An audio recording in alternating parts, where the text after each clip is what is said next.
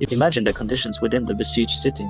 Thousands of people crammed within the confines of the walls, facing dwindling supplies of food and water, the constant threat of attack by the Vikings, the fear of being captured or slain, and the sight of wounded and dying must have taken a heavy toll on the morale of the citizens. Abu Sanus writes, "Hunger gnawed at their bellies, and thirst parched their throats. Disease spread through the crowded city, claiming the lives of young and old. Fear gripped the hearts of the people, and despair clouded their minds. Many prayed for deliverance, while others cursed their fate." The Vikings were masters of warfare, utilizing their longships to penetrate deep into the heart of Francia via its extensive river network.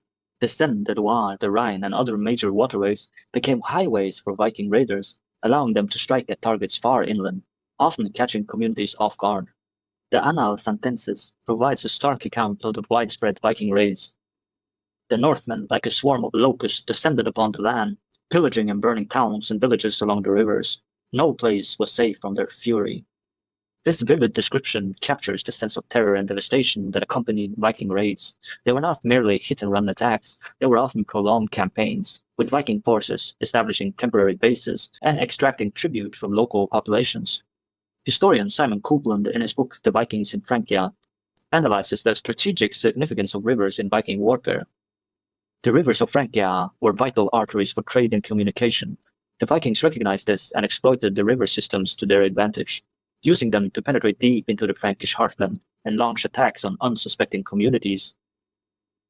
The Vikings' mastery of river navigation allowed them to bypass traditional land-based defenses and strike at targets that were previously considered secure and out of reach.